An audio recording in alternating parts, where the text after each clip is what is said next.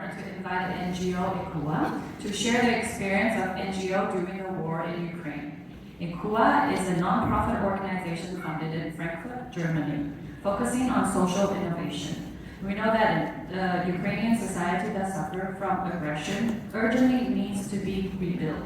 And Ukrainians who have been forced into exile need more social innovation solutions to help them return to the society. We will invite Fabian, Nguyen, and Daniel Twisselmann to share their work experience.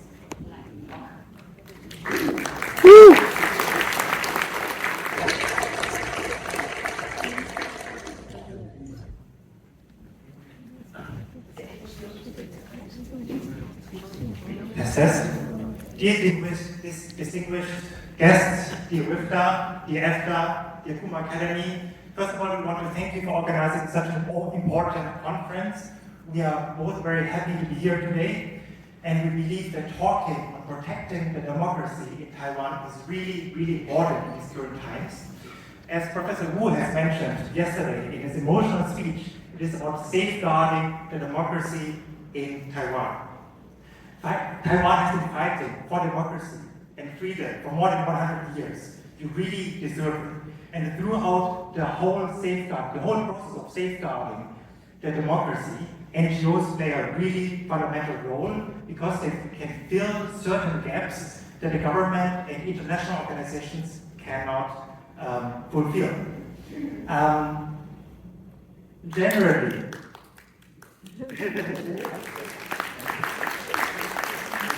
especially NGOs are really important in a crisis situation. Usually when people think about crisis situations, people think about international organizations, such as Red Cross, Doctors Without Borders, or the whole UN system, with UNICEF, UNHCR, World Food Program, and so on and so forth. They definitely, by all means, they cover a lot of the needs. But the question is, are they really able to cover all the needs of the people in a crisis situation? Are they really able to also cover the needs of the vulnerable people in rural areas, and do they really understand the local needs of the people in that country? Well, the answer is yes and no, as we'll find out during this presentation. NGOs fill an important gap. This is my colleague Daniel, my name is Fabian, we are both from InkuA, a non-profit organization. We are doing project acceleration and talent incubation. And we are active worldwide. One of the projects we did was in Ukraine. We went to Ukraine in last year to identify the needs of the Ukrainian people as well as the Ukrainian NGOs. And during this process, we have contacted and got in touch with a lot of Ukrainian NGOs, and specifically for this conference, we've reached out to them again for asking for interviews so we can really identify, so they really talk more about the needs that they cover, the important needs that they cover in Ukraine, as well as we also ask them to share key lessons learned that they would like to share with the Taiwanese people and Taiwanese organizations. To give this presentation a bit of structure, I will first go a little bit into the needs generally in a crisis situation, and we'll also go into the actors that are active in such crisis conflict. Then I will hand over to Daniel, who will talk more about the knowledge that we've received from those Ukrainian NGOs. Looking at the needs. I believe I don't have to talk too much about the horrible impact of the war in Ukraine. Here are a few numbers officially from the Ukrainian government together with the World Bank. 8.1 million people, refugees, have had to flee Ukraine to Europe. Most of them are women and children. Many of them also very young children.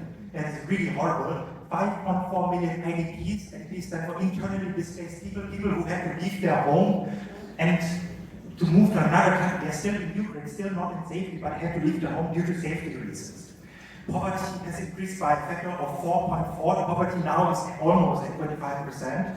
And generally, the damage is really, really huge. It is estimated that the reconstruction of Ukraine will take up to $411 billion US. You can see here some of the damages. The damages are huge in housing, transport, communication, water supplies, infrastructure, and energy. They are very, very diverse. So the next slide, I want to look at how the damages are geographically located, and I also want to talk more about the needs. This is a map that is often misinterpreted. Here you can see in the eastern part of Europe, you see most of the damages.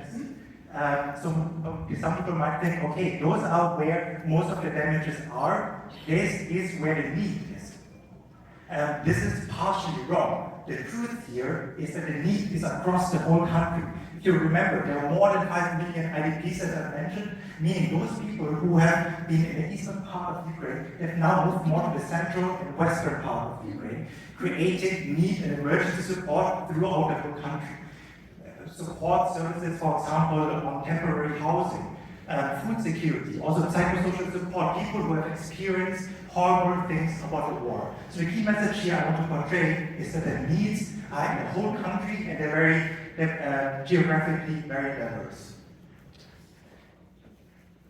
Now looking at, okay, we have understood the needs in Ukraine are very diverse. Let's look at the actors that are active in Ukraine. So first of all, obviously the first thing is the Ukrainian government. You have Zelensky, the presidential office with a lot of ministries as well. You have ministries of defense, ministries of social policy, you have ministry of restoration for the reconstruction. The main goal of the government right now is to maintain and stabilize that the country is safe, somewhat safe as much as possible, and it is functioning, as well as to see whether they can still remain the social assistance programs running. But they cannot go into the individual needs of each person.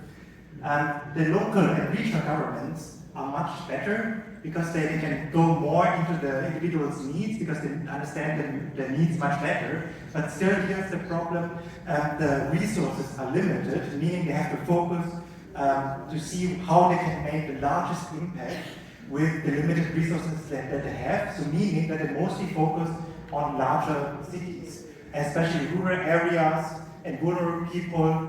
It's difficult to target them by regional and local governments.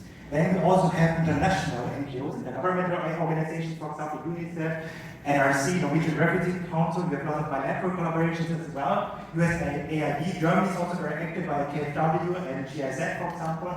And the problem here, they are also doing very meaningful work with billions of dollars of support, but some of they still do have some restrictions, as we will learn later. For example, access to certain regions. That might be difficult for them, and we'll learn about it later. So there's still a gap. Even though there's so many actors right now, there's still a gap that needs to be filled. And the missing piece of a puzzle is that the local non-profit organizations, local and national ones, that really are really local and they can really target the needs of the people because they really understand the needs of the people. Now, next up, we want to share with you some of the non-profit organizations that we've met in Ukraine. For example, UNO stands for Ukraine Assistance Organizations.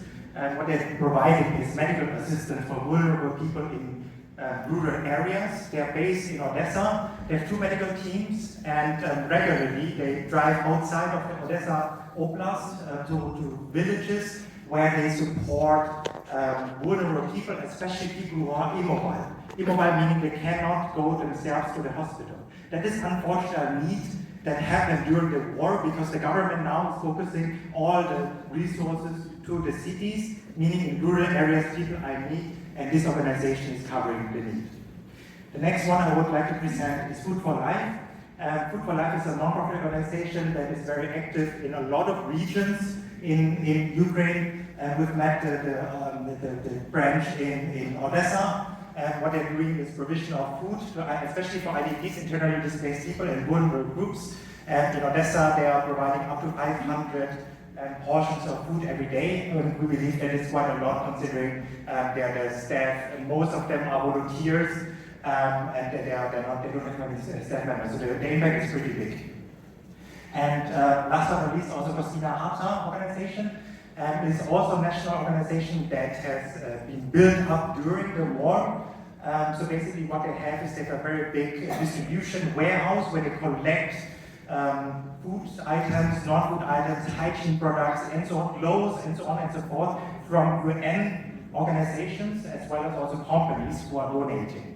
And so they are collecting those kind of things, they're repackaging them and distributing them to vulnerable people and people in need. To sum it basically up, They are basically covering can you go through all it? Yeah. NGOs basically cover a variety of different needs, from construction and allocation of temporary shelters, provision of food, emergency evacuation. What they're also very good in is psychosocial support, because they really understand the needs of the local people. So that's why they're specifically good in this as well.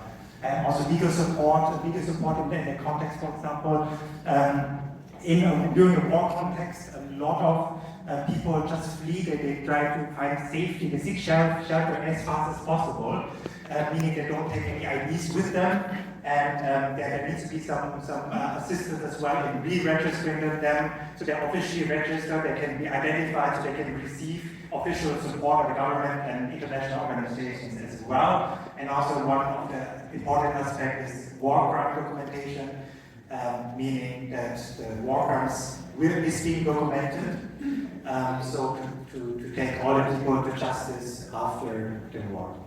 Now I'm handing over to Daniel. Thank you, Fabian. In the next part, we want to highlight the question why national and local NGOs are so important. While I could just simply stand here and tell you, we believe that having those NGOs speak for themselves is even better. Therefore, we recorded some interviews for you, which you will see in the next few minutes. Local organizations, they have really better understanding of the local context, especially in terms of, some exact villages, cities, districts. They have a really better understanding of the situation in the ground.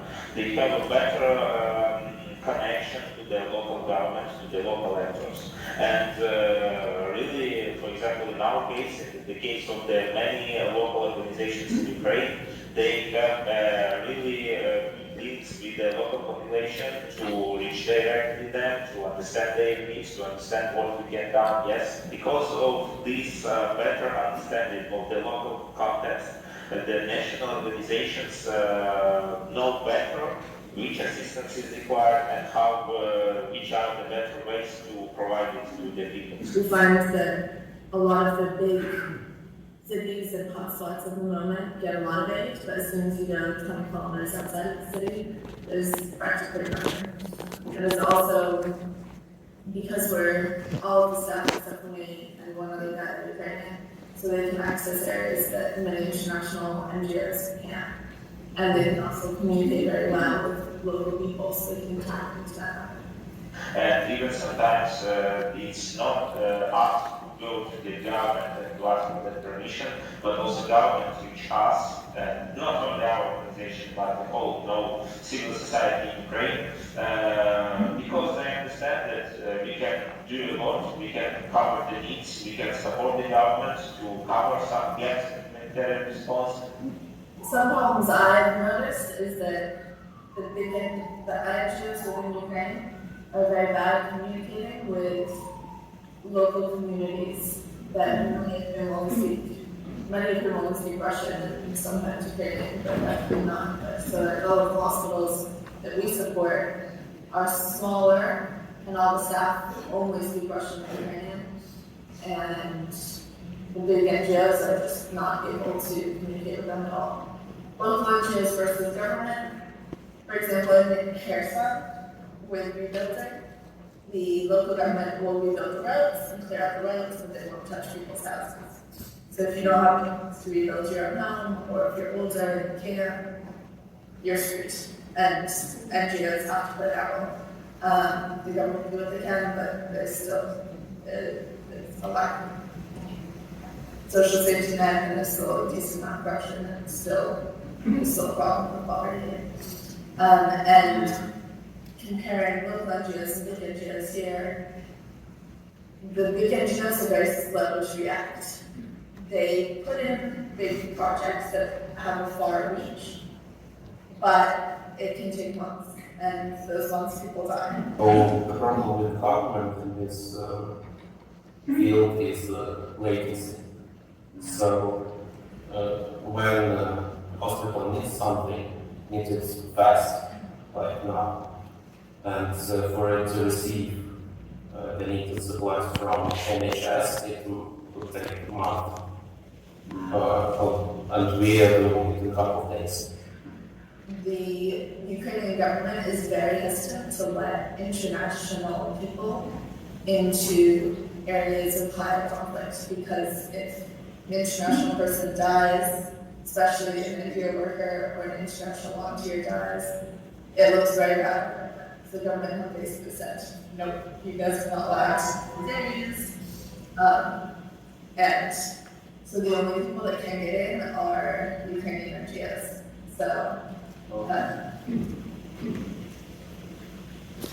So, now that we heard from some of the NGOs we interviewed, I want to shortly summarize the findings of those interviews, from which you've just seen some snippets, as well as from many others we conducted.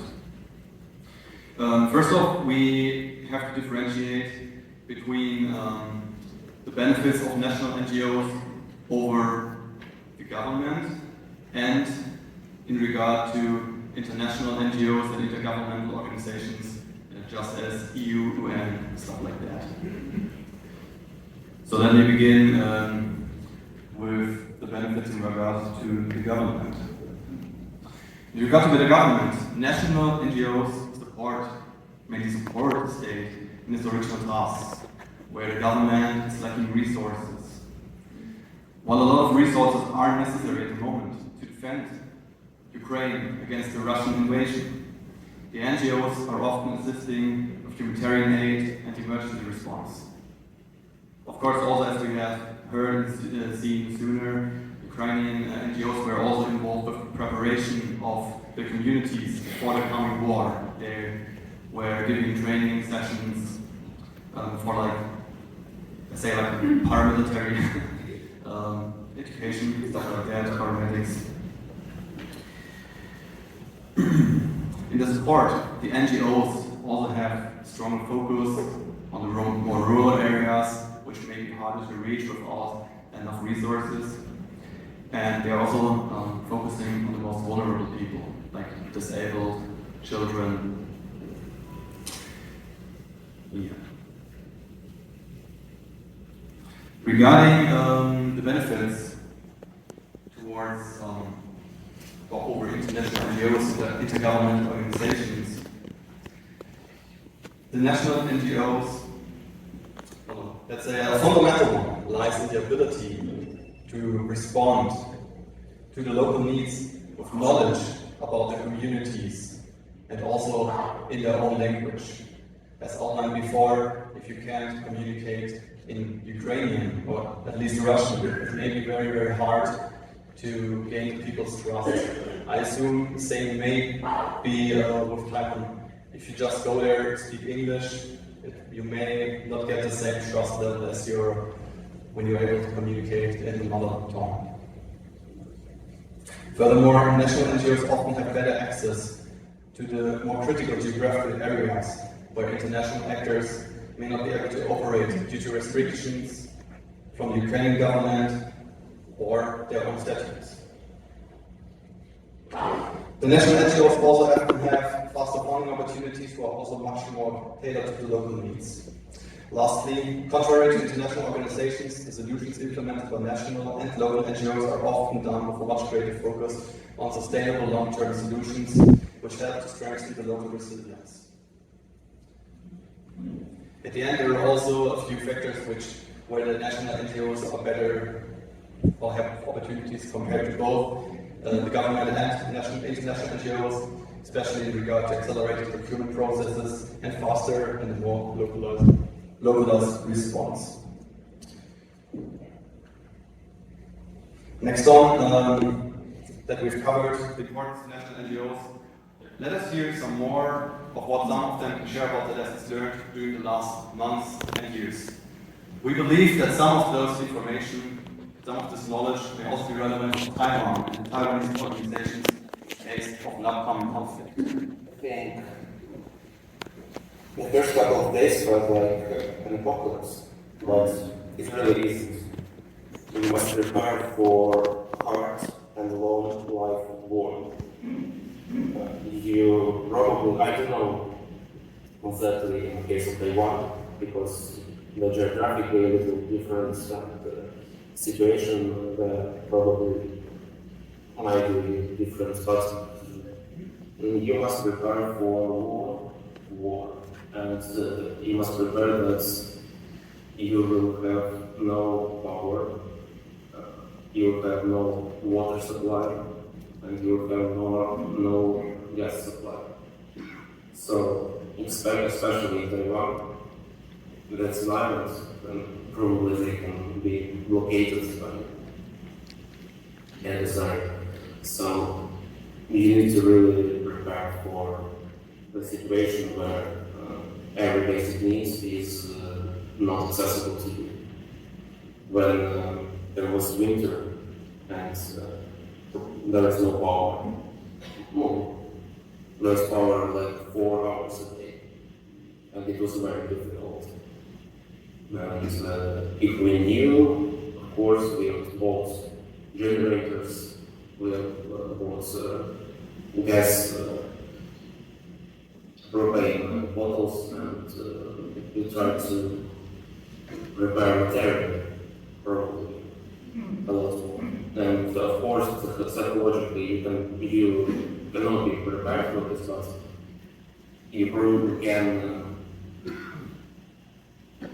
try to teach yourself to be less susceptible to bombardments, to air raid silence. You need to be focused on your work. You need to be determined. You need to know your goal. And that's probably what will eventually pull you through all the hardships. There should be some plans for evacuation, because you know that if you understand, yes, at least preliminary, where to expect the main strike, main advance of the enemy forces, people most likely should be evacuated from these locations, and the transportation and these logistics issues, they need to be prepared in advance, because when the war starts, there will be a huge problem with organized transportation, with the fuel, and actually this is also the question that should be prepared in advance. So it's like first and basic needs that I think should be prepared, first of all. Yes, about some, stocks of the edifice or food, they are most likely needs to be distributed between the smaller locations, because if the war started, all of the assistance is accumulated in some humanitarian hub, it can be damaged or destroyed with one strike. Yes, so these stocks should be distributed territorially to prevent such a situation of the loss of these items, and if they are destroyed, they can be provided to people.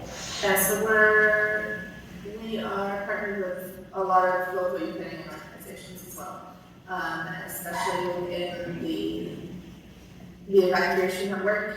Here it's very helpful to be partnered with other organizations who can share vehicles. So if we need a vehicle, we can borrow one. So that has been very helpful. And also just understanding the situation and understanding the needs of the people at different times is very helpful. So if we're planning projects and we need to understand the needs a little bit more about a certain population that we have worked with, we can reach out to our friends and ask them. All right. Again, let me very shortly summarize what we just heard. Basically, I think there are especially 4 fields where you can learn from Ukrainian NGOs. This is safety, preparation, collaboration, and perseverance. Before we finish our presentation, I just want to share 3 key messages. Excuse me, 3 key messages with you. The first one: national NGOs play a highly crucial and critical role filling the gaps of central government and intergovernmental NGOs, supporting the needs of the people, especially the most vulnerable. Second, collaboration and knowledge sharing between organizations really helps in increasing the effectiveness and efficiency of the responses. Therefore, we highly recommend to work together, both governmental means, international organizations, as well as local and national NGOs. And third, lastly, operating in a crisis context is highly demanding, with plenty of challenges and pushbacks. When we talked to Ukrainian NGOs, basically all of them told us that they had dire struggles, and there were moments where they feared that their work would have been like for nothing. Anyhow, working in such disciplines is also highly rewarding. Every life matters, and any support helps make a difference. So now, our presentation comes to an end. Thank you very much for having us.